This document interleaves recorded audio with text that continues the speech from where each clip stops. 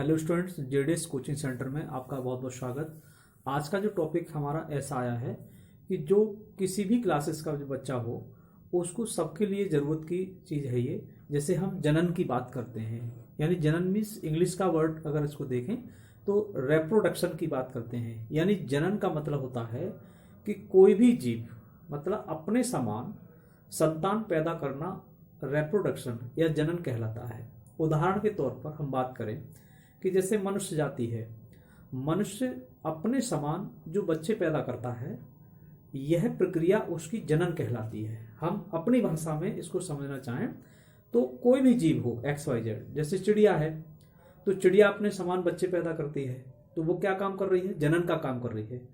जैसे कोई पौधा ले लीजिए, जैसे आपका गुलाब का पौधा है। गुलाब का पौधा अपने समान अगर उसकी कोई लकड़ी हम काट करके दूसरे स्थान पर अगर उसको किसी जमीन के अंदर गाड़ देते हैं तो नया पौधा बनता है। तो ये भी एक पौधा जो हमारा काम कर रहा है वो जनन का काम कर रहा है।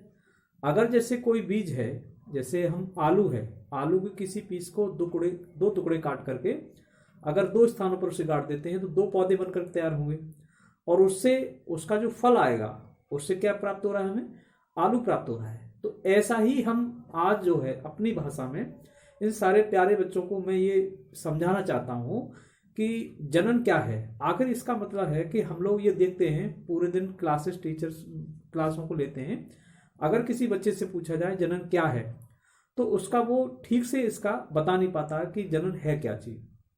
तो जनन हम ये देखें यानी रेप्रोडक्शन, ये दो टाइप का होता है। यानी दो टाइप का मतलब हमने देख रहे हैं, रेप्रोडक्शन दो टाइप का है। एक तो है अलैंगिक जनन और एक है हमारा लैंगिक जनन।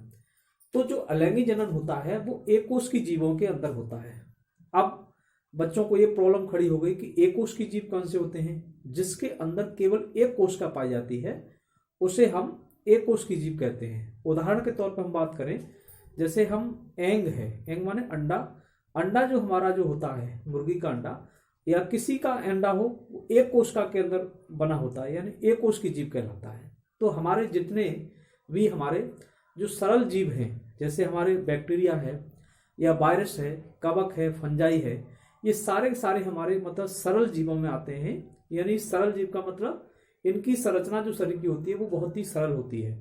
और बहुकोष की जीवों की बात करें, जैसे बहुकोष की जीवों के अंदर ये हमारा लैंगिक जनन पाया जाता है। जैसे यहाँ पर कुछ उदाहरण के तौर पर मैंने यहाँ पर मनुष्य, गाय, बकरी जैसे हमने लिख रखे हैं एक समझने के लिए।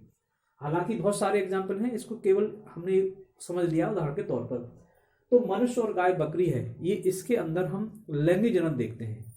लैंगिक जनन के अंतर्गत ये होता है, मैं आपको एक खुले विचारों से बात करना चाहता हूँ कि जो हमारा अलैंगिक जनन है, अलैंगिक जनन में इसके अंदर एक बहुत सारी विधियां होती हैं अलैंगिक जनन की।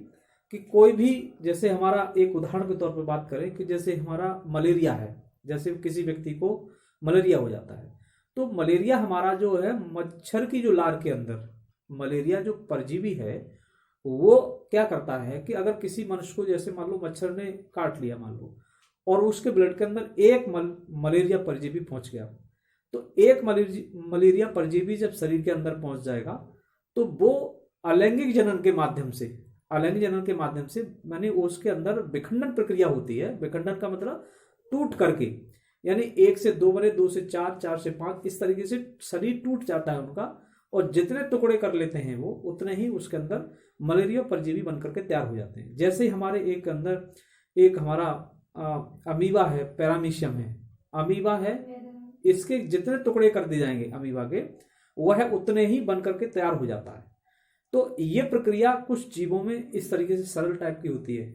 तो इस तरीके से एक आलू की बात करें हम एक उदाहरण के तौर पर, इसमें हम ये देखें कि आलू के अगर जिसके अंदर कितनी कलियां होंगी, उसके अंदर कितनी आंख हैं, उतने उसके पीस कर दें हम तो उससे बनकर के उतने पौधे तैयार हो जाते हैं। लेकिन ऐसा मनुष्य जाति में नहीं है, ऐसा बकरी जाति में नहीं है, ऐसी हमारी बिल्ली जाति में नहीं हो सकता, क्योंकि उसके अंदर नर और मादा अलग अलग होते हैं, है ना। कुछ प्लांट्स हमारे जैसे होते हैं, जैसे कुछ पौधे ऐसे भी होते हैं जिसके अंदर उनके अंदर अलैंगिक जनन होता है और उसके अंदर कुछ कलिकाएं निकलती हैं, कलिकाओं से बनकर के दूसरा पौधा तैयार हो जाता है। लेकिन कुछ पौधे हमारे एक जटिल प्रक्रिया होती है जिसके अंदर लैंगिक जनन होता है। जैसे सरसों का ले लीजिए, सरसों में ब्रिज का कंप्रेस्टिव इसका वानस्पतिक नाम होता है। उसके अंदर उसके फूल में देखेंगे नर और मादा अलग अलग नजर आएंगे। तो ऐसे पौधे जिसके अंदर नर और मादा अलग अलग होते हैं उसके अंदर लैंगिक जनन होता है ना। जैसे सरसों है, मक्का है, इनमें सब में लैंगिक जनन प्रोसेस पाया जाता है। अब उसमें हमने ये देखा कि जैसे लैंगिक जनन की बात करें, लैंगिक जनन में नर और मादा की बात करें, जैसे मनुष्य जाति ही ले लीजिए, जिसके अंदर मनुष्य के अंदर 46 गुणसूत्र होते हैं और एक कोई उसकी पत्नी या कोई दंपति जोड़ा की हम बात करें तो पति के अंदर 46 और उसकी वाइफ के अंदर भी 46 गुण होते हैं।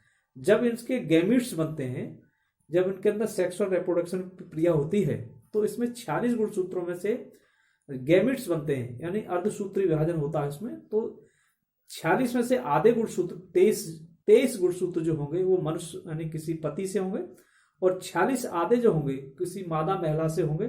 तो टोटल आकर के जब बच्चा जब बनता है तो उसके अंदर आधे पिता से आधे माता से, तो टोटल 46 गुणसूत्र हो गए। तो ये प्रक्रिया इस टाइप से हमारी बहुकोषीय जीवों के अंदर पाई जाती है, गुणसूत्रों के आदान प्रदान के आधार पर। लेकिन ऐसा हमारे इन एकोष जीवों में नहीं होता है। एकोष की जीव के अंतर्गत हमने कहा कि गुलाब की कोई लकड़ी काट के दूसरे स्थान पर लगाइए, पौधा बनकर तैयार हो जाएगा। तो इसमें ऐसा गुणसूत्रों का कोई भी आदान प्रदान की प्रक्रिया नहीं होती है, जबकि हमारी बहुकोषीय जीवों में ऐसा हमें देखने को मिलता है। अच्छा, कुछ जीव ऐसे भी हैं जिसके अंदर नर और मादा दोनों ही पाए जाते हैं, जैसे हमारा केंचुआ है, जोंक है। ये ऐसे जंतु हैं जिनके अंदर नर और मादा दोनों साथ साथ पाए जाते हैं। तो उन्हें तो ऐसी कोई प्रक्रिया जरूरत नहीं है, क्योंकि उसके अंदर तो नेचुरल ही उभयधर्मी के आधार पर उनके अंदर सेक्सुअल हो जाता है और बच्चे उनसे बनते हैं।